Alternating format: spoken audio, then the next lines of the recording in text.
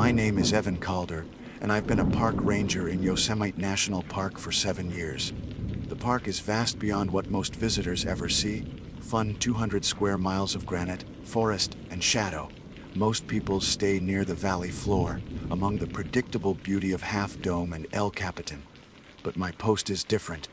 I'm assigned to the High Country Patrol, the kind of terrain where radios fade, and you start marking time by the temperature of the light rather than by hours. I was transferred up there after my 3rd season, partly because I kept volunteering for the remote shifts. Some people read about solitude. I seemed to go looking for it.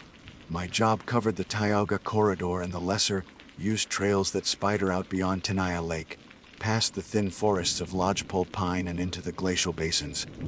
I worked in pairs when I could, but most weeks I was alone. A tent, a service weapon, a radio, and a small logbook I used to track wildlife movements and human incidents. That logbook sits on my desk as on my this. It looks ordinary: dates, coordinates, temperature, trail conditions. But somewhere between the notations on missing hikers and the list of campfire citations, you'll find the first entry that mentions the screaming. It was late June, my 2nd summer stationed at May Lake Outpost. Snowmelt had raised the streams and the mosquitoes were bad enough that the air almost shimmered with them. I was scheduled for a 3-day backcountry patrol, mostly to check the bear lockers along the Sunrise Creek corridor and make sure the trails weren't being cut by runoff. I left the outpost before dawn, hiking under a sky still pale from moonlight, the granite cold beneath my boots. The first day was unremarkable: elk sign near Cathedral Pass, a collapsed bridge over a creek, one unregistered camper I cited for leaving food unsecured. Standard backcountry rhythm. I slept that night near a stand of firs above the meadow, and the forest hummed with a steady pulse of wind through pine needles. When you're used to that sound, silence becomes what stands out. The next morning, silence woke me. No wind, no insects. The kind of stillness that makes you instinctively check your surroundings. I brewed coffee on my small stove and noted the weather. Clear skies, temperature 48 degrees at 7:10 a.m. Then, faintly, from somewhere down the ridge came a scream. It was distant, muffled, and distinctly female. Short, sharp, like the sound of someone surprised by pain. My first thought was cougar attack. I shut off the stove, grabbed my radio, and scanned the area with binoculars. Nothing, just the motionless slope of pines and granite. I tried calling in, but the radio gave static. The signal didn't reach far past the ridge. I packed up fast. The sound had come from somewhere southeast, near a drainage leading toward Echo Creek. It took me 20 minutes to descend, the terrain steep and crumbly from snowmelt. When I reached the drainage, I saw signs of recent movement. Snapped branches, prints in the mud. But no blood, no torn clothing. No tracks that made sense. The prints were scattered, small, maybe a woman's hiking boots, but they overlapped each other like someone had been pacing in circles. I called again on the radio. Still static. That's when I heard it a second time. Closer. A single scream that cut through the trees, echoing off the granite faces, so sharply it was impossible to tell direction. It could have come from ahead or behind, above or below. My training said to stay calm, establish location, call for backup, but instinct said move, so I did. The terrain narrowed into a gorge. Echo Creek ran low but fast, a stream of meltwater whispering over stone. I followed it for maybe half a mile before the trail ended at a boulder field. I climbed halfway up, scanning the opposite slope, and saw something bright wedged between rocks. I thought it was a jacket at first. It turned out to be a section of caution tape. Yellow, weathered, stretched between 2 small pines. That wasn't standard for park maintenance in this zone. It looked old, like someone had tried to mark off a site years ago. I took a photo, wrote down the coordinates, and was just reaching for the tape when the radio cracked alive. Unit 3, do not pursue, came a voice, rough, distorted, but clear enough to make me freeze. I recognized the dispatcher's cadence, but it didn't sound like our channel. I tried replying, copy that, Unit 3 at Echo Drainage, please repeat. But there was no answer, just that thin hiss of static. That should have been the moment I turned back, but you don't ignore possible distress calls, not out here. People die for smaller mistakes. So I climbed over the boulder field, following the sound of water until the forest opened into a clearing I didn't recognize. It wasn't on any of my maps. In the center was an old fire ring, blackened and half buried. Around it, scraps of nylon tent fabric tangled in the grass, a rusted canteen, and something that looked like the remains of a sleeping bag. The camp looked decades old, but the ground told a different story. There were fresh boot prints. I crouched down, studying the impressions. A woman's size, light tread, recent. The heel marks were deep, meaning she'd been moving fast. I looked up, and every tree edge seemed to shimmer with motion that wasn't there when I blinked. Then came the third scream. It erupted so close I almost dropped the radio. It tore through the clearing, bounced off the cliffs, and turned into a dozen phantom voices. I spun, searching, the sound slipping from left to right, always just out of sight. And underneath it, a low moan. Not human, not animal, more like wind forced through stone. I shouted, "Ranger Calder! If you can hear me, call out." But my own voice sounded small. The forest stayed still. I backed toward the tree line, scanning for movement, every instinct telling me something was off. Then the radio clicked again, a single burst of static, followed by words that chilled me more than the scream had. "Evan, stop. That's not her." The voice was familiar. It belonged to Ranger Dyer, my supervisor at the May Lake outpost. But the tone was wrong, flat, hollow like a recording played through a tunnel. I froze. I hadn't radioed Dwyer that morning. He shouldn't have known my location. I lifted the mic slowly, thumb hovering over transmit, but before I could speak, another sound drifted from the opposite slope. Footsteps crunching over loose stone, slow, deliberate. I turned toward it, weapon drawn, every nerve on edge. The steps stopped. I waited, listening, counting heartbeats. Then, from the direction of the old campsite, I heard the faint rustle of fabric. There was someone standing at the far edge of the clearing. She wore a red jacket, the kind sold at every outfitter shop near the valley. Her head was tilted slightly, hair dark and matted with pine needles. She didn't move toward me, didn't wave. She just stood there. And after a moment I realized I couldn't see her face. Not because it was shadowed, because the light itself seemed to bend around it. That was the instant something primal kicked in. Not fear exactly, but a recognition, like my body remembered a rule I'd never consciously learned. If you hear a woman screaming, you run. I stepped back, lowering my gaze, heart hammering. The woman, or whatever my mind insisted she was, didn't move. I took another step. Then the radio barked again. "Sharp, urgent, Evan! Do not engage!" Retreat immediately. This time it was Dwyer's real voice. I recognized the breathing behind the words. I started backing down the slope, eyes locked on that red jacket. I managed maybe 10 paces before the terrain shifted underfoot. My boots slid, sending gravel down the drainage. When I looked up again, she was gone. I didn't stop to analyze. I turned and climbed, retracing my path toward the ridge. My lungs burned, the altitude biting harder with each step. When I reached the top, the wind had returned, faint but steady, carrying the familiar sounds of the forest again. By the time I reached May Lake outpost, dusk had settled. Dwyer was already outside, waiting by the generator shed. He looked pale, eyes darker than I'd ever seen them. Before I could speak, he said quietly, "You heard her, didn't you?" I nodded. A woman screaming. Down by Echo Creek. He exhaled through his nose, long and tired, and gestured toward the cabin. "Come inside. There's something you need to understand." The tone in his voice didn't invite argument. Inside, the outpost lights flickered. Generator fuel running low. Dwyer poured coffee and sat across from me. For a long moment, he said nothing. Then, "You're not the first to hear it." He slid a file across the table.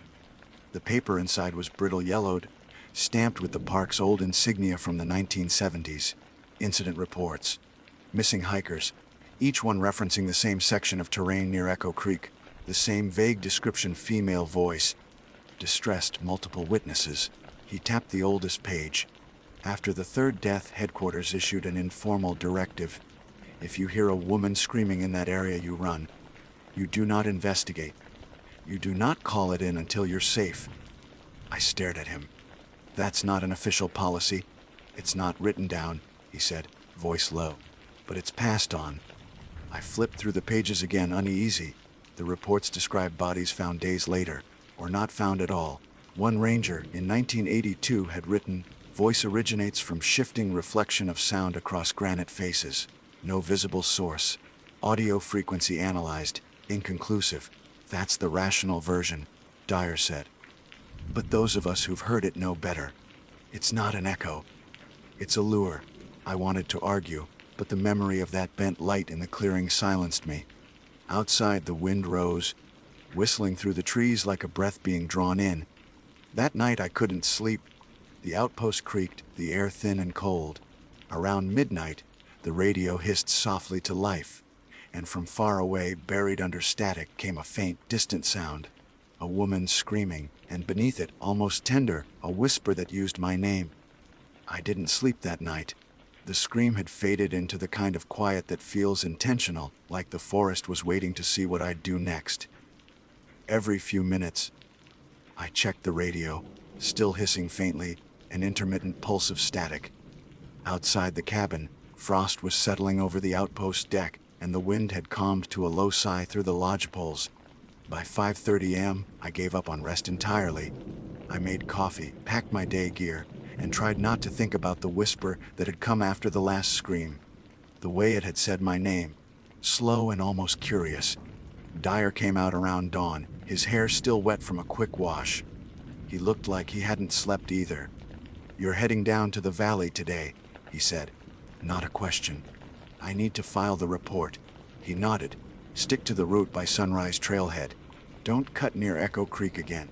We'll have a team check that area later." He didn't meet my eyes when he said it. I left within the hour. The sky was pale blue, clean and cold.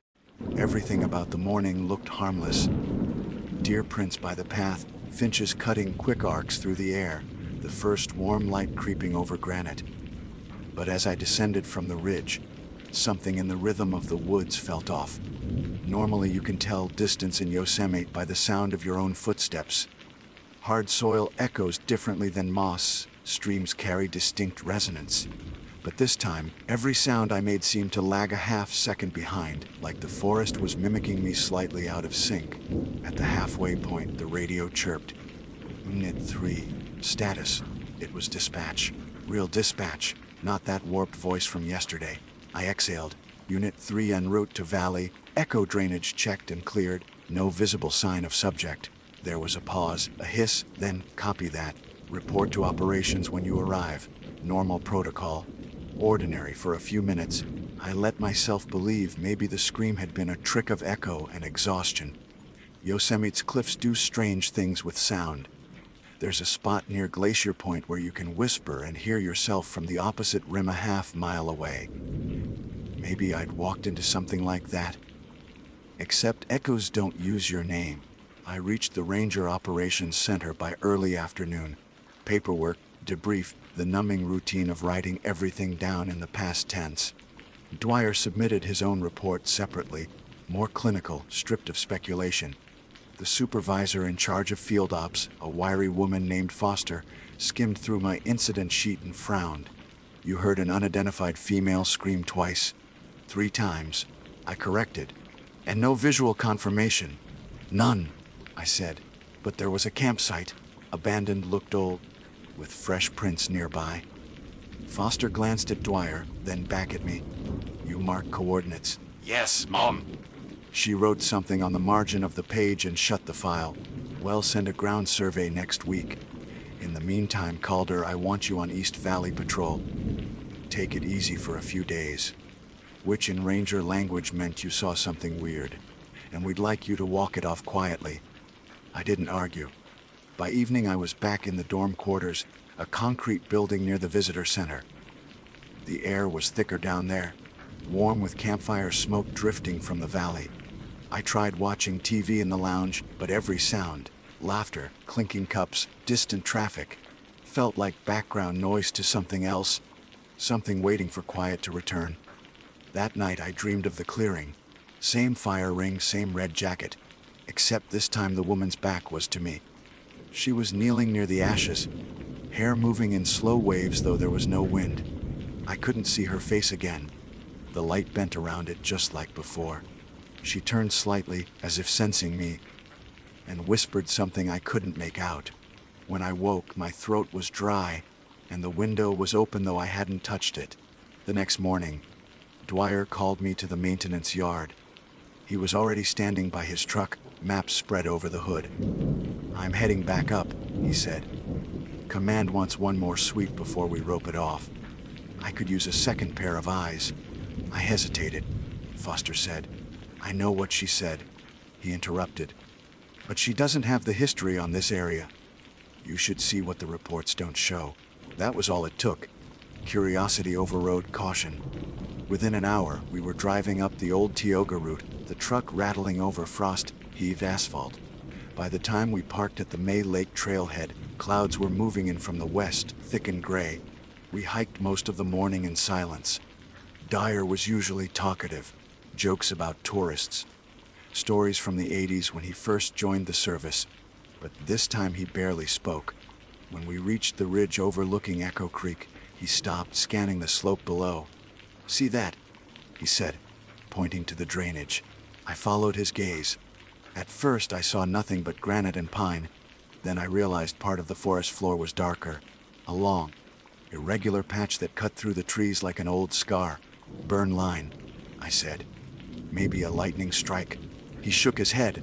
"No records of a fire there. That clearing you found sits dead center of it." We descended slowly, moving over loose stone. At the edge of the clearing I saw my own boot prints from 2 days ago. Beside them, new ones. Dwyer's jaw tightened. "Someone's been here since you left." He crouched to study the tracks. 2 sets, one heavy, likely male, maybe boots, the other lighter, smaller, leading into the trees and not coming back out. "She's real," I said quietly. Dyer didn't answer. He moved toward the old fire ring, kneeling by the ashes. Then he picked up something I hadn't noticed before. A metal whistle, half buried in dirt. Park issue, the kind rangers carry. He turned it in his hand. This belonged to Ranger Collins, 1996. I remembered that name. Collins had gone missing during a storm near this same drainage. His body was never found. The official cause was exposure. Dwyer slipped the whistle into an evidence bag. "That's the 3rd personal item we've recovered here. Always from rangers who went missing." I looked at him.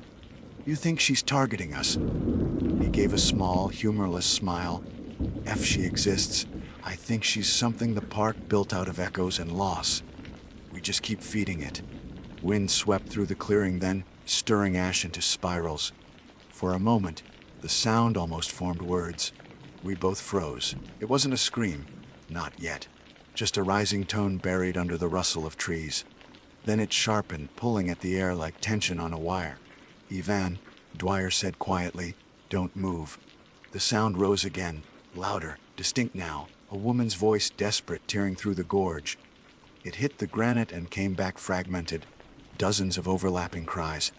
I felt my throat tighten, instinct urging me to run. But Dwyer stayed still, eyes closed, listening. When it finally stopped, the silence was crushing. He opened his eyes. "There. You heard the pattern." I nodded, shaky. "Same as before. 3 bursts, then echo. Always the same distance between them. It's been that way for decades." He turned on his radio, tuned to an unused frequency, and let it run. A faint hum came through, a vibration more than a sound. "That's her bass line," he said. "It plays before the scream every time. We think it's low, frequency wind resonance through the canyon, but..." He trailed off. "But you don't believe that?" He looked at me. "I used to, until Collins disappeared." We stayed in the clearing another hour, taking soil samples, marking prints, photographing everything. Nothing unusual showed up on the thermal scanner. Yet both of us felt it, a kind of pressure in the air, as if the forest was holding its breath.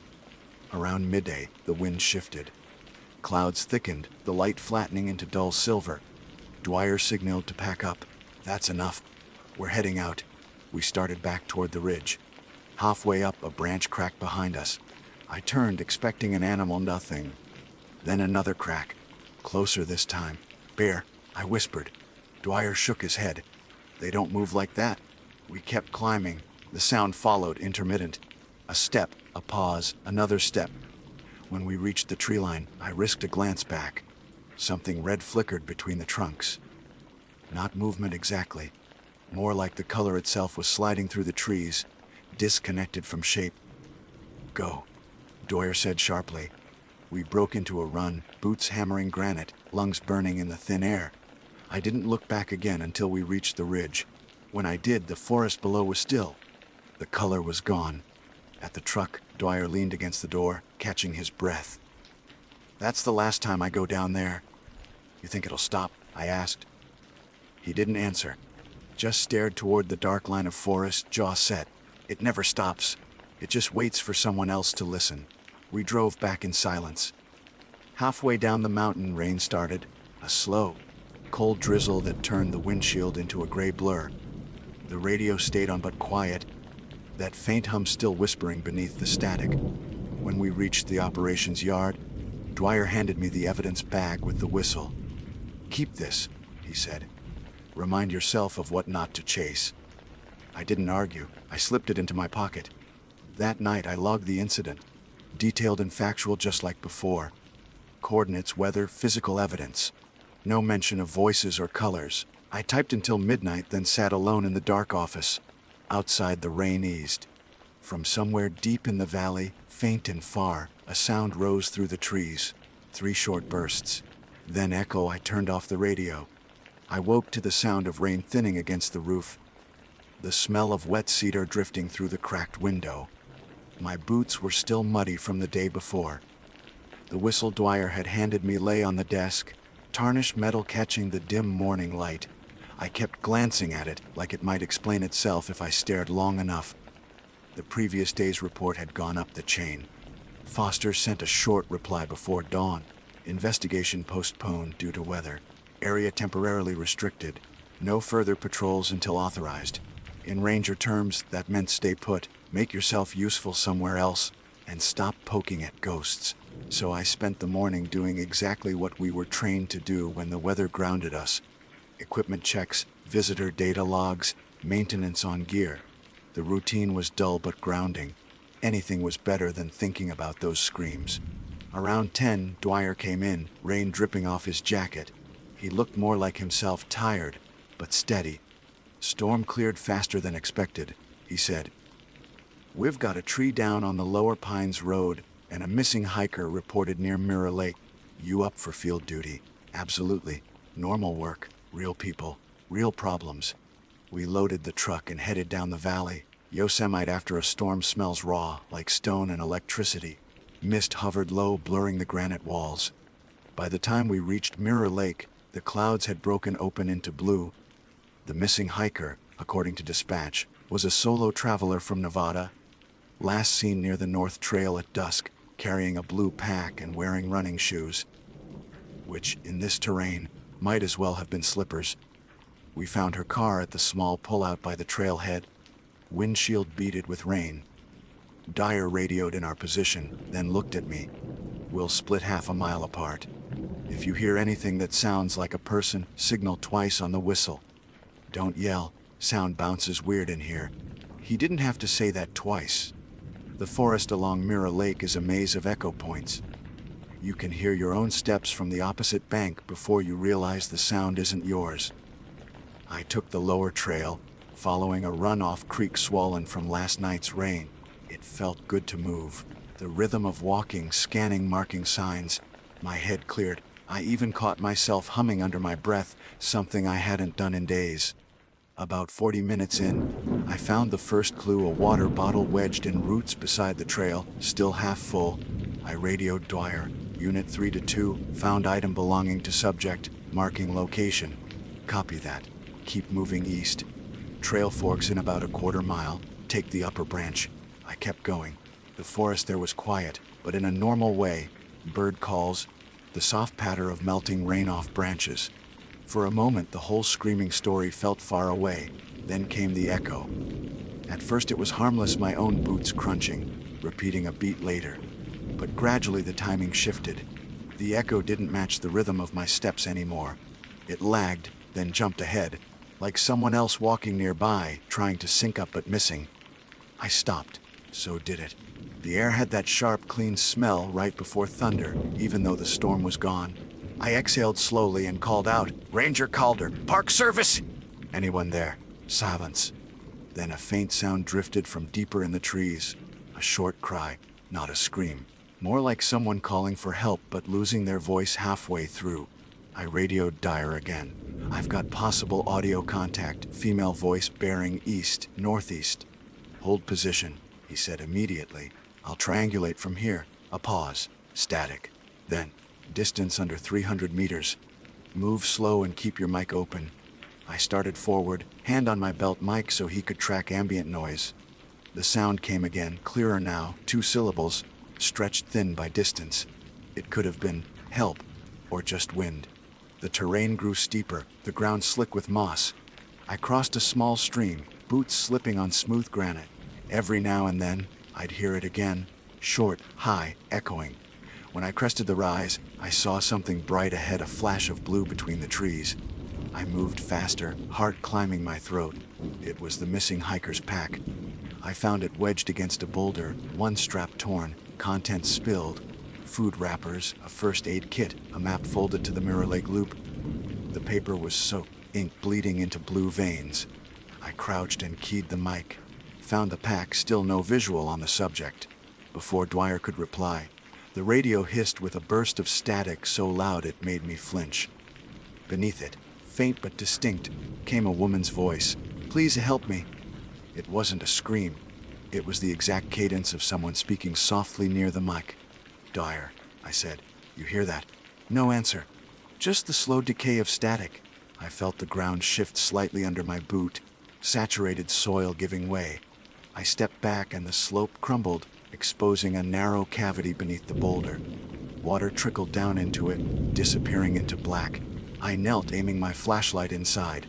The beam hit slick stone walls, then vanished into a dark pocket maybe 6 feet deep.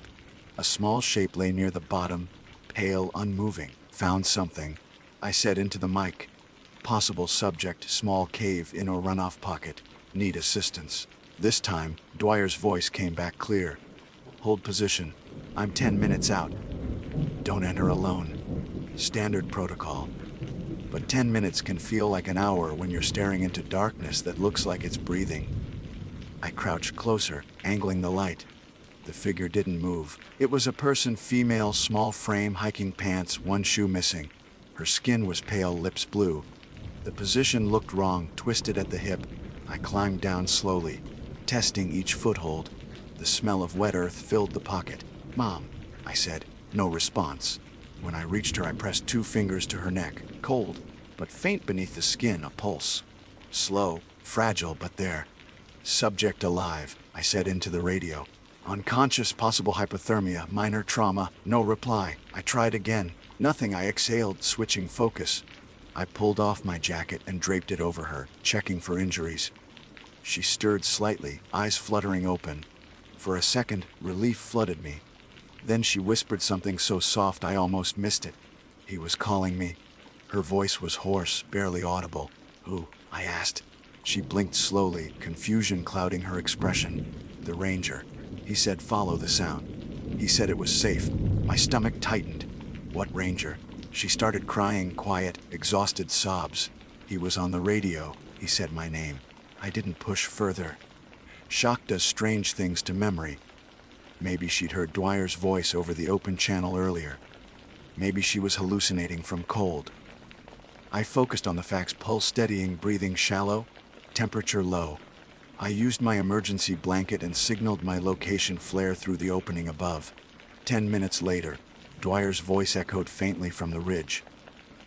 "Down here," I shouted. He appeared above, lowering a rope.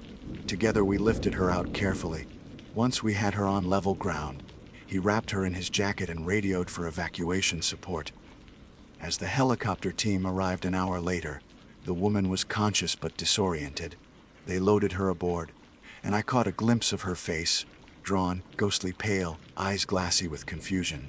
She didn't look back at us. When the sound of rotor blades faded, Dwyer stood silent for a long time. Then he said, That's the first one to survive in that zone. I looked at him. She was less than half a mile from the trail. What's killing people out here? He shook his head slowly. Not sure it's killing them. Might just be calling them somewhere they can't come back from. I frowned. You said this stays in realism. No legends, no stories. He gave a thin smile. I said no ghosts. I didn't say no accidents waiting for one more believer. Back at the outpost that evening, I filed the full report: coordinates, subject, condition, time of extraction. I kept it factual. The strange echoes, her words about the ranger calling her, I left those out. But I couldn't stop thinking about them. I ran a full diagnostic on our radio frequencies that night. Logs showed nothing unusual, no duplicate transmissions, no interference spikes. Yet between Tunson and 47 and Tunson 53 a.m., the same window when she claimed to hear the voice, there was a gap, a 6-minute silence in the record where the system showed signal in use, but no data. I checked the weather data: low clouds, barometric fluctuation, temperature inversion, conditions that could bend sound waves across miles of terrain. A voice from one side of the valley might echo to another, distorted but recognizable. That was the rational answer, the one I wrote into my supplemental report. Still, before I turned off the lights, I caught myself looking again at the whistle on the desk. I lifted it, rolled it in my palm, the faint scratch on its side catching my eye. Letters etched there, worn, almost invisible. C. Collins. I set it down carefully. Outside, the night was clear, stars sharp through the thin mountain air, and from somewhere far away, the wind rose through the canyons. It sounded almost like someone calling, low and broken, swallowed by distance. I told myself it was just the valley talking back to itself, because out here, echoes have a way of pretending to be alive. The assignment came through 2 days later, tucked neatly into my inbox with the rest of the weekly field orders. Acoustic mapping survey, Echo Creek drainage. Supervisor D. Dyer. Objective, verify cause of reported audio anomalies. The language was bureaucratic, sterile, but everyone in the station knew what it meant. Foster wanted proof that the screaming was nothing more than wind and topography, something that could be graphed and explained. I agreed. I wanted that proof more than anyone. We prepped at dusk, the sun just dropping behind the western ridge. Dyer and I loaded a kit of sensors, a handheld spectrometer, and a pair of parabolic microphones on tripods, the kind used for monitoring wolves, now retooled to listen to echoes. He tossed me a headlamp and said, "You sure you want to do this at night? Sound carries better when the air's cold." I answered. He nodded, though his expression said he was thinking of other reasons to hesitate. By the time we reached the Echo Creek turnout, the sky had gone black. Moonlight silvered the granite and turned the pines into dark columns. The stream below whispered quietly, moving faster than it had during the rainstorm. The air was dry and sharp, perfect for testing. We set up 3 sensors along the drainage, one near the water, one on the opposite slope, and one at the rim overlooking the valley. Each unit recorded both frequency and directionality. The microphones fed data to a tablet, and every 30 seconds the system pulsed a controlled signal, a short synthetic tone, to measure how it bounced through the gorge. Science. Routine. Predictable. Still, the deeper the night got, the stranger the air felt. Every small sound, pebbles shifting, twigs snapping, seemed to carry too far. Around 9:40 p.m., we began the active test cycle. I triggered the first pulse, a clean tone at 500 hertz. It echoed once, twice, then decayed into the steady background hum of the creek. Dwyer checked the readings. Good reflection on the north wall. Try again at 700. I adjusted the control and fired another tone. The echo this time was slower to return, drawn out like it was rolling through liquid instead of air. Temperature drops, bending the refraction layer. He nodded absently, studying the waveform. You ever think how many people disappear in places that sound like this? Don't start, I said. We went another hour, shifting frequencies, logging returns. The data made sense, until around 10:30, when the second sensor began picking up irregular pulses. At first, I thought it was interference. Then I realized the signals in groups of 3 bursts. Pause. Echo. Exactly the pattern we'd recorded before. Could be residual noise from our earlier tests, I said, though I didn't believe it. Dwyer moved closer to the tablet, squinting. The system's not transmitting right now. Those aren't ours. He toggled the speaker output. The pattern repeated, soft, distorted, but unmistakably human-shaped sound. Breath before each burst, faint modulation like a voice trying to form words. It's coming from the upper slope, he said. You stay here. I'll triangulate. I grabbed his arm before he could move. We stick together. Protocol. He hesitated, then nodded. We climbed the ridge slowly, flashlights sweeping the ground. The slope was slick with pine needles, and the night air carried the faint mineral scent of the creek below. Somewhere far off, a branch cracked, distant, echoing. When we reached the second sensor, the signal grew louder, 3 bursts, pause, then again. Dyer aimed the parabolic dish toward the opposite cliff. The readout spiked. There, he said quietly. Top of the granite wall. I followed his gaze. The cliff loomed maybe 200 feet above us, a pale line against the darker sky. Nothing moved. He adjusted the dish again. It's reflecting across multiple surfaces. That's why it feels close. The geometry here is a nightmare. We stood listening. Another set of bursts came through then, faintly, almost lost in the background, something like a voice layered under it. Could be temperature inversion, I said, though my throat felt tight. Air stratifies. Traps sound waves.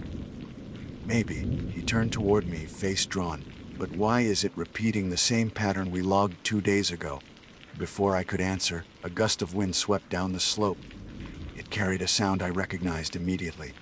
Not the scream itself, but the harmonic distortion right before it. That low hum rising, thinning the air around it. Shut off the speakers, I said. We're feeding the loop. He killed the power. The clearing dropped into silence. For nearly a minute, neither of not a scream. A tone long, wavering, descending in pitch like a dying breath of wind through a bottle. It bent around the cliffs, multiplied, and came back as a chorus of its own reflections. Every part of me wanted to log it, to measure it, to cage it in data, but it felt wrong to interrupt. When it faded, Dwyer exhaled slowly.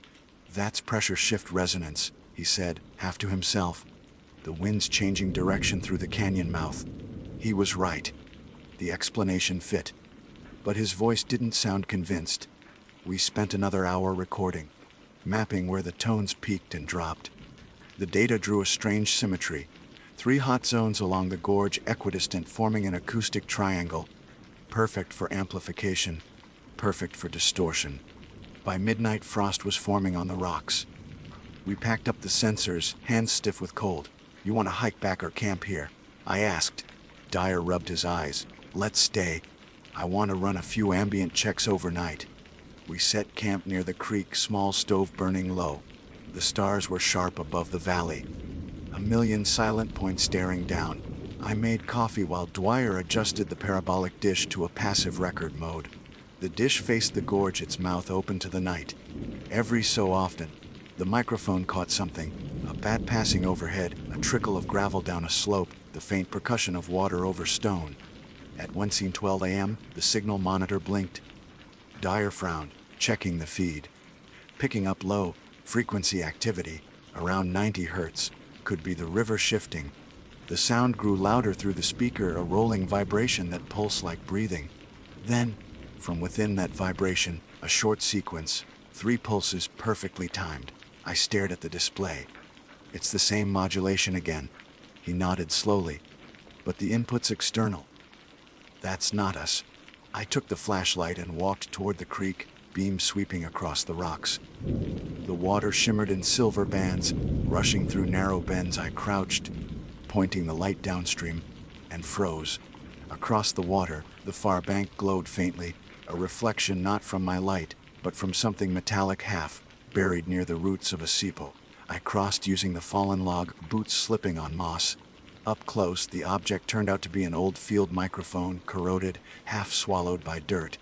A tag still clung to its cable, property of MPS Acoustics Study 1982. I called to Dwyer. You're going to want to see this. He joined me, eyes widening. This is Colin's equipment. They must have run the same tests back then. I brushed off the mud. The cable ran into the soil, vanishing toward the gorge. We followed it 10 yards before it disappeared under a rock slide. The end was severed clean, copper exposed. Probably shorted out years ago, Dwyer said. But as he spoke, the signal on our tablet spiked again, massive interference flooding the readout. We both turned toward the dish. It was facing our direction now, though neither of us had touched it. The wind must have rotated it, I told myself. Simple physics. We approached cautiously. The speaker hissed, then broke into those same 3 bursts of static. Only this time, there was no delay. The echo didn't return. It stopped flat, like the gorge had swallowed it whole. Feedback collapse, Dwyer muttered. Temperature must have. He cut off as a louder tone erupted through the speaker. Not human, not scream, just the valley itself vocalizing through miles of air. It hit with enough force to rattle our stove, send ripples through the creek. Then silence again. We stood frozen for a long moment. Dwyer finally reached out and switched the device off. Okay, he said quietly. We've got all the data we need. We didn't speak on the hike back. The first light of dawn was touching the granite by the time we reached the truck. Back at headquarters, we offloaded the recordings. The analysis later showed nothing supernatural, just wind resonance, microseismic vibration, and complex multi-path echoes caused by uneven temperature layers. Perfectly explainable. Yet one detail stuck with me. The pulses, those 3 bursts, weren't random. When mapped across time, their intervals matched a breathing pattern. Human rhythm. I sent the report anyway. Full of numbers and charts and controlled language. It would read like a success anomaly located, acoustic cause determined, case closed. But the last audio clip, recorded at 1:20 a.m., the same minute the dish turned, contained something neither of us mentioned in the report. Right before the final tone, there was a whisper under the noise. Barely audible, just one word. My name. Morning hit with the kind of light that makes everything look harmless. The granite faces gleamed wet from dew, and the smell of pine smoke drifted from the valley campsites. Dwyer and I drove down to the visitor center in silence. The cab smelled like stale coffee and wet nylon. Neither of us had slept. We were scheduled for a debrief at 9 sharp.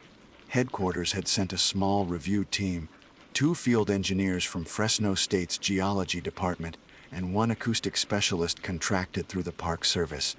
Their job: verify that our night tests supported a simple conclusion, that Echo Creek's screaming woman was just a trick of air and stone. I wanted that to be true. The meeting took place in the operations conference room, the one with the window that looks straight out toward Half Dome. Foster chaired it, clipboard in hand, eyes scanning every line of our report as if it might bite. Dwyer went first, describing our setup and data. He was calm, deliberate. I followed, walking them through the topography, the steep granite bowl, the canyon's narrow mouth, the way cold night air funnels down and bounces back up through warmer layers. I pulled up the tablet, showing graphs of frequency decay and resonance. The acoustic specialist, a thin man named Dr. Phelps, leaned forward, eyes bright. These reflection harmonics, look at the delay. You're dealing with an inverted temperature gradient. Classic ghost echo phenomenon. It can make any sound carry in strange ways. Foster nodded like that was exactly what she wanted to hear. So the reports, screams, voices, pure atmospheric conditions. Absolutely, Phelps said. Yosemite's canyons are natural amplifiers. You get the right wind vector, it'll turn a cough into a banshee. I almost smiled. Rationality had weight. But then he added, although I am curious, Ranger Calder, why do these pulses appear in sets of 3? Wind resonance doesn't usually pattern that cleanly. I hesitated. It could be mechanical artifacts from the old sensors. We found one from a 1982 study still partially active. Well, corroded, but maybe grounded in the rock. Could have created interference loops. Dwyer shot me a quick look. He knew I was stretching. Phelps didn't press, just nodded thoughtfully. Interesting. We should retrieve that sensor for analysis. The meeting went on another hour. Technical terms stacked up: frequency drift, harmonic dampening, cross-channel interference. All the right language to make mystery sound manageable. When it ended, Foster clapped her folder shut. "Excellent work, gentlemen. The report reads solid. Let's finalize it today. I'll send a summary to Region 6. We filed out." Dwyer caught my shoulder in the hallway. "You left something out." I met his eyes. "So did you?" He didn't answer, just sighed and rubbed his temple. "Take the rest of the day. I'll clean up the final draft."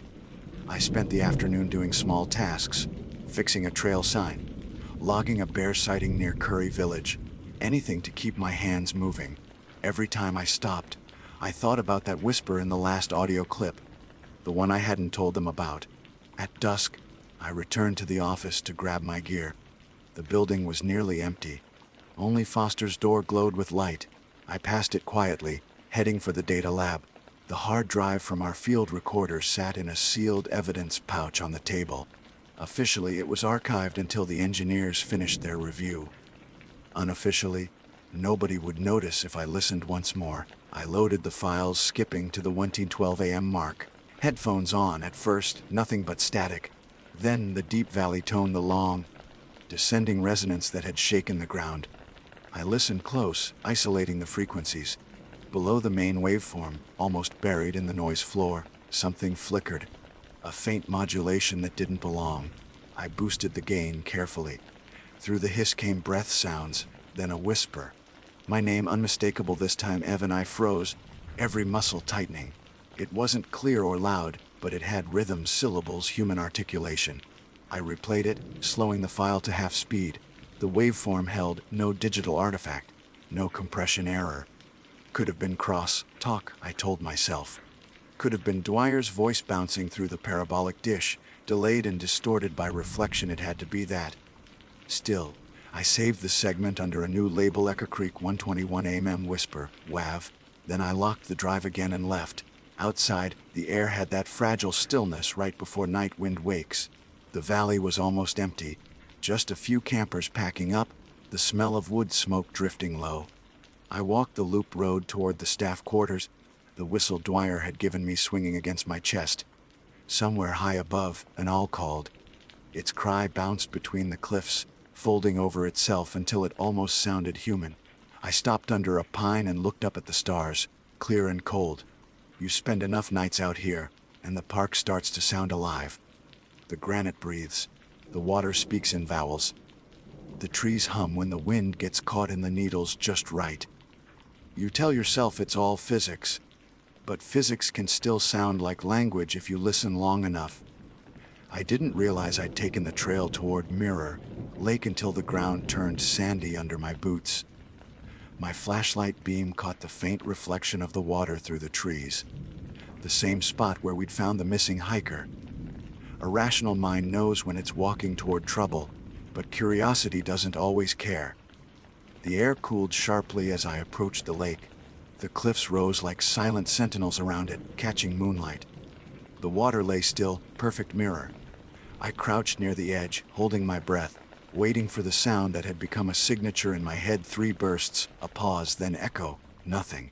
Just the faint drip of condensation from the pines. Then, far off, one short tone, like wind through a hollow log. I straightened, scanning the slopes.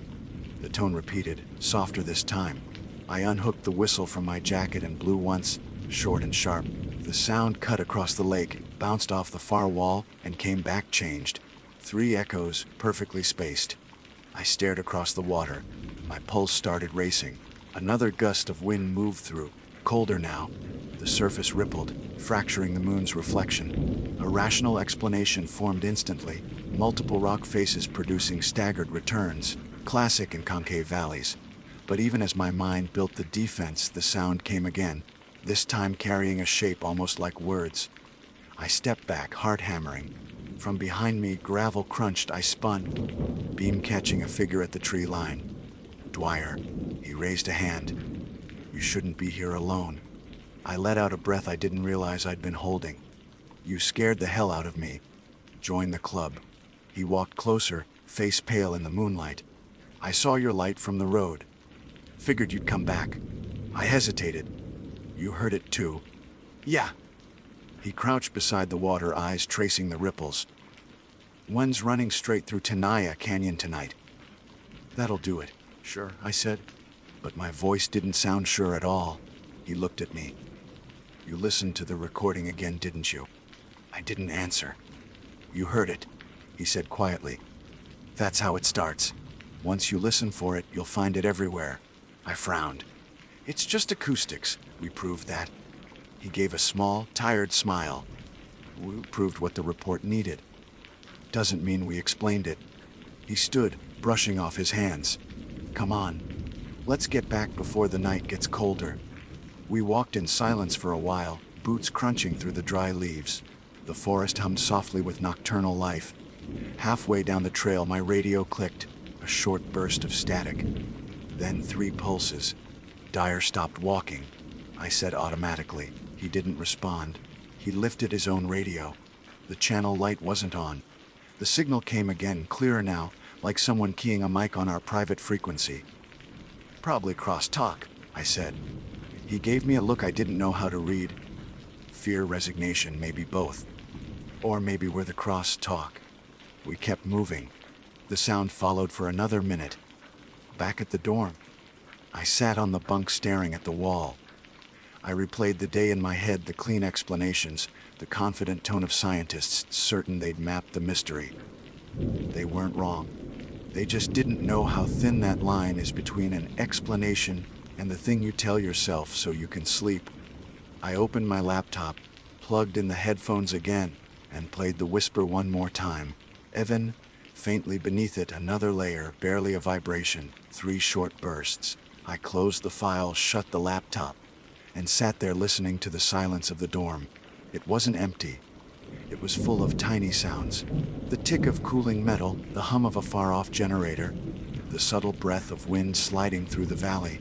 All normal, all explainable. Still, I couldn't shake the thought, maybe that's what makes Yosemite dangerous. Not the bears or the cliffs or the storms, but the way it lets you hear things you're not supposed to notice. Because once you do, you start hearing them everywhere. They arrived the next morning before sunrise. 3 people in a white SUV marked with the National Park Service logo and a smaller decal reading Acoustic Analysis Division. I watched them step out, city, polished and half asleep, blinking at the thin mountain air. Their gear came in silver cases that looked more like something you'd use to transport evidence than sound equipment. Foster greeted them like a hostess at a dinner party. Rangers Calder and Dwyer will assist with logistics, she said, smiling as if the previous month hadn't been a slow, burn argument between skepticism and superstition. The lead investigator introduced herself as Dr. Lena Farrow, short, compact, all business. We've reviewed your initial data, she told me. The patterns are extraordinary. Could be a chance to publish something useful for hazard management. Useful. That word landed hard. To her, this was data. To me, it was nights of silence that felt too alive. She continued, we'd like to replicate your field test at Echo Creek tonight. Full spectrum recording, controlled variables. Same coordinates. Dwyer gave a small groan. You're serious about going back there after dark? That's when the anomaly occurs, correct? Farrow said. We'll keep strict controls. No superstition, Ranger. Just physics. He didn't argue, but I saw the tension in his jaw. The rest of the day blurred into logistics, loading the truck, checking weather, clear skies, steady barometric pressure, low wind forecast. If nature wanted to disprove the legend, it had chosen the perfect night to behave. At 6:15 p.m. we drove back up the Tioga Road, the SUV's headlights cutting a narrow cone through the deepening dusk. The air grew colder by the mile. My stomach tightened the closer we got. We reached the site just after dark. The 3 scientists moved quickly, setting up instruments in tidy precision, tripods aligned, cables coiled like veins across the ground. Dwyer and I unpacked a small camp stove and the portable radio hub. Farrow turned to me. You'll monitor the local frequency again. Any unusual signals, mark the time to the second. Understood. At 900 sharp, she gave the word. Begin first sweep. The speakers emitted a clean, rising tone, controlled resonance meant to test reflection intervals. It bounced through the gorge, soft and mathematical. We logged the decay curve, noted the echo distance. Everything behaved exactly as theory predicted. For 2 hours, nothing happened. No wind shifts, no interference. The gorge lay still, obedient. At 11:27, Dwyer whispered, "It's too quiet." Pharaoh shot him a look. "Quiet is what we want." He didn't answer, just stared toward the tree line. The monitors flickered briefly, one blip of distortion, gone as fast as it came. I marked the time. "Just signal drift," Pharaoh said, tapping her tablet. "Continue sweep B." The second tone rolled out, slightly higher frequency, longer duration. I followed the echo count, 1, 2, 3. Then, faintly, an additional reflection that didn't fit the pattern. "Extra return," I said. Pharaoh frowned. "Probably atmospheric scatter." "Adjust gain." We did. The next test produced the same thing. 3 echoes, pause, then a final distant burst that didn't match any known delay. Her assistant muttered, "That's weird. Document it," she said. "All clipped control." I checked the radio. The band showed low noise but steady interference, like a heartbeat on the signal line. Dwyer crouched near the ridge, eyes narrowed. "Wind's changing." He was right. The temperature dropped suddenly, mist forming in the valley below. Pharaoh's instruments registered it a second later, barometric pressure falling. "Perfect conditions for inversion," she said. "Let's capture it." The next tone was deeper, a low harmonic that trembled through the rock. It came back thicker, almost liquid. "That's resonance through subsurface strata," she said, excitement creeping into her voice. "Incredible." The assistant pointed at the screen. "Look, amplitude's doubling. We're feeding a harmonic loop." Pharaoh smiled. "Exactly. The canyon's acting like a natural amplifier." Then the speaker emitted something new. Not tone, not wind. A sound threaded through the feedback, faint but distinctly human. A short cry. The assistant flinched. "Was that reflection artifact?" Pharaoh said quickly. "From our own signal." But the cry came again. Louder, clearer. Everyone froze. The waveform spiked. Recording pure overload. Dyer took a step back. "That's it. Shut it down." Pharaoh didn't move. Her eyes stayed on the screen, hypnotized. "This is spontaneous excitation. It's the canyon itself producing the modulation." The third cry cut through her words. It sounded like someone screaming a name. I knew that rhythm. The same shape as every story in that file. 3 bursts. Pause. Echo. My stomach turned. Pharaoh finally hit the kill switch. The sound stopped instantly, leaving the night hollow. The group stood there, breathing hard. Even the creek seemed to have paused. After a few seconds, Pharaoh said softly, "Play back that segment." The assistant rewound the last 30 seconds. The speaker hissed, then replayed the sequence. The first tone, the feedback, then the voice, high, cracked, unmistakably human. "Help me." Pharaoh stared at the data, lips tight. Could be sonic mirage from another part of the park. Voices carry miles under the right conditions. Middle of the night. Dyer said. "In a closed gorge." She ignored him. "Let's verify directionality. If it's an echo, we'll get multi-path phasing. If it's localized, we'll triangulate." Her assistant adjusted the dishes. I watched the digital compass lines swing across the display, aligning toward the northern wall, straight toward the area where we'd found the old microphone. "Source fixed," she said.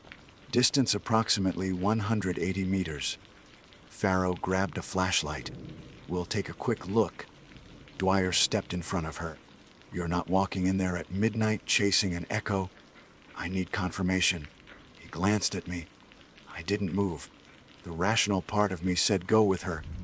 Collect the data, keep her safe. The older, quieter part whispered the same rule I'd heard since my first season. If you hear a woman screaming, you run. But this wasn't superstition tonight. It was an investigation. I followed. The path wound through the pines, the ground slick from condensation.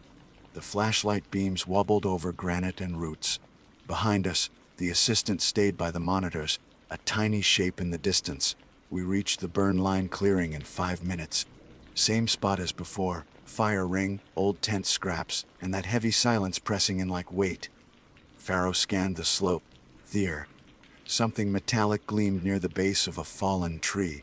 She knelt, brushing dirt away, a second-old sensor identical to the one we'd found days ago. She turned it over, checking the cable. Still grounded.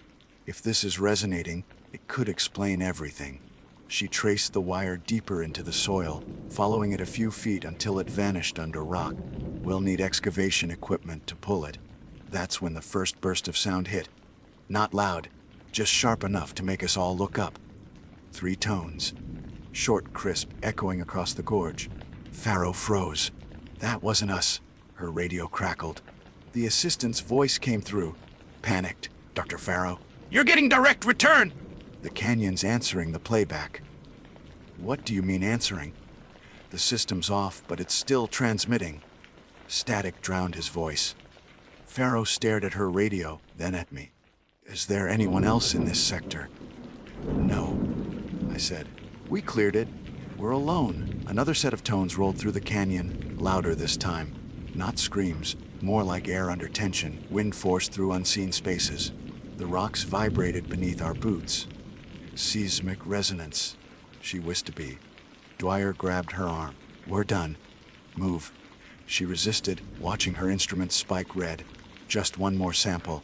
The ground shuddered, a deep groan rolling under us. Dust rained from the cliffs. The cry that followed wasn't one voice anymore. It was the whole valley singing the same note, a harmonic rising through stone and air. Faro finally broke. Go. Stumbling over loose gravel. The sound chased us, not directional, just everywhere at once. When we burst back into the base camp clearing, the assistant was already tearing cables from the monitors. The moment he disconnected the last lead, silence slammed down. For a full minute, nobody spoke. Then Faro said quietly, that was geological venting. Pressure released through fissures. You see that in karst systems. Completely natural. Her voice shook. Dyer didn't argue. He sat down heavily by the stove, rubbing his hands. We packed in silence and drove back just before dawn. The scientists left within the hour, promising a full report to the regional office. Their official statement, later circulated by email, read, acoustic feedback caused by temperature inversion and subsurface vibration. No anomalous source confirmed. Case closed. But the final data log, the one they didn't circulate, included a single outlier. A faint audio imprint that appeared exactly 1 second before the first scream. It was tagged automatically by the computer, labeled simply as input A Ranger mic open. I hadn't touched my mic that night. Neither had Dwyer. Still, the timestamp matched exactly when the first tone began. I sat at my desk reading that line until the letters blurred. The rational world had won its paperwork victory. But in the sound files, the valley kept breathing, looping its song, indifferent to our explanations. Later that evening, I walked out behind the ranger quarters and looked toward the dark outline of the cliffs. The wind had picked up again, soft and steady. I blew once on the whistle Dyer had given me, the sound climbing through the trees, fading as it met the granite. 3 echoes came back, perfectly spaced. All physics, all explainable. Still, I found myself whispering into the dark. Who are you? No answer came. Just the wind, bending its own voice through the canyon until it almost sounded like mine. My transfer order came through 3 days later. The email was short, effective immediately. Ranger Evan Calder reassigned to Sequoia National Park. Report by Friday. No reason given, no farewell meeting. Just a line at the end from Foster. Appreciate your professionalism during the Echo Creek study. Rest up. I didn't argue. People don't stay long in this park once they start seeing the cracks between maps and sound. I spent that morning packing what little I owned. 2 uniforms, a stove, a half-empty field notebook, and the whistle Dwyer had given me. The weather was clear again, sky a hard, endless blue. The kind of day that makes Yosemite look almost innocent. Dyer stopped by while I was loading the truck. He had a thermos in one hand, and that worn look of someone trying to say something without saying it. You sure you want Sequoia? He asked. Orders are orders. He nodded, eyes on the gravel. They'll call it a promotion. Closer to base, better hours. But it's exile with better pay. I smiled faintly. You'll keep the files locked. Already done. He hesitated.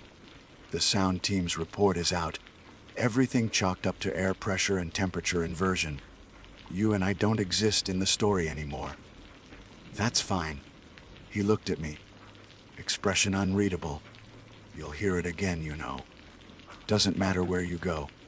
Once you've noticed it, the world doesn't get quiet again. He left the thermos on my truck's hood.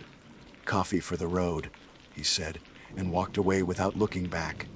I waited until he disappeared down the path before opening the lid. Inside was black coffee, still hot, and beneath the cup, a folded sheet of paper.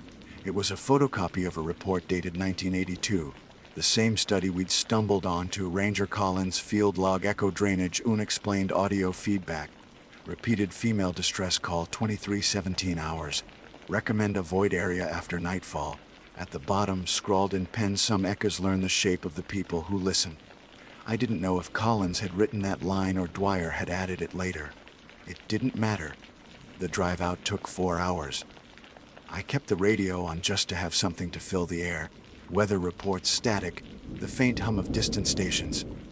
Every time the signal dipped, my hands tightened on the wheel. By the time I reached Crane Flat, daylight was nearly gone. The valley below glowed gold, calm and silent. I pulled over one last time at the overlook. There's a point, if you stand just right, where the sound of the Merced River fades, and you can hear the valley breathing, low, resonant, endless. I stood there until the sun slid behind the granite rim, wondering if that breath had been what people mistook for voices long before there were microphones to prove otherwise. Back at the dorm that night, I couldn't bring myself to sleep. My gear was packed, truck gassed up, transfer paperwork signed. Still, I sat on the edge of the bunk, waiting for something I couldn't name. At midnight, I gave in and walked outside. The air was cold enough to sting my lungs. Stars burned clean above the black spines of pine. The park was silent, the way a massive thing sleeps, deep and watchful. I crossed to the operations building. The door was unlocked, it always was. Inside, the hum of the old refrigerator and the tick of the wall clock were the only sounds. In the lab, the data server lights still blinked. Against better judgment, I powered the system on. The last audio log from the scientist's test, the one marked "Nanalyzed," sat in the archive list. I shouldn't have opened it, but curiosity isn't something you unlearn. The clip began with wind, steady and even, then the first test tone, clean, controlled. Seconds later came the feedback loop, the cry, the overload, all of it just as I remembered. But at the end, barely audible, a fragment I hadn't heard before. Not a word this time, just breathing, slow, ragged, almost human but not quite synced to the rhythm of the tone. It went on for 10 seconds, then faded. I checked the timestamp. The file had been modified 2 days ago, after the team left. I stared at the screen until the numbers blurred, then shut it down, locked the server, and stepped outside. Wind moved through the valley again, carrying the faint smell of smoke from the campgrounds below. Somewhere far off, thunder rolled behind the ridges. Dry thunder, no rain. I walked to the field edge, where the valley opened into darkness. The cliffs rose like walls of shadow, and for a long moment I just listened. At first, nothing. Then, so faint I could have imagined it, a short sequence of tones drifted up from far below. 3 pulses, a pause, then echo. I didn't move. My rational mind went through the checklist automatically. Temperature drop, air density, topography, late night inversion layers. I told myself it was the wind feeding back against the cliffs. But part of me knew the pattern too well. I lifted the whistle from my chest. My fingers were shaking harder than they should have been. One short blow. The sound carried out, clean and sharp. The return came almost immediately. 3 echoes, identical, perfect. I let out a breath I hadn't realized I was holding. Just sound, I whispered. That's all it's ever been. And maybe it was. I climbed into the truck, started the engine, and began the slow descent toward the park's southern gate. The road coiled through darkness, headlights carving pale ribbons through trees. Halfway down, the radio crackled once. Brief static, then a voice buried so deep in the noise it could have been a memory. "Evan." I turned the volume down. Static only. A few miles later, as the road opened onto the last overlook, I stopped again. The valley below was a single black ocean of shadow. The cliffs looked almost alive in the moonlight. I thought about all the explanations we'd offered, every number we'd written down to make the unknown look orderly. We were probably right. Every mystery in Yosemite had a physical cause. Every voice had an echo somewhere. Still, I left the window rolled down as I sat there, listening to the wind move through the gorge. It didn't speak. It didn't scream. It just breathed, slow, constant, steady. When I finally drove away, I didn't look back. 2 months later, stationed in Sequoia, I got a package forwarded from Yosemite headquarters.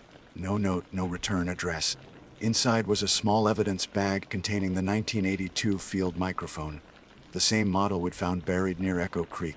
The tag read property released to Ranger E. Calder for study, but the official record showed it had never been logged out.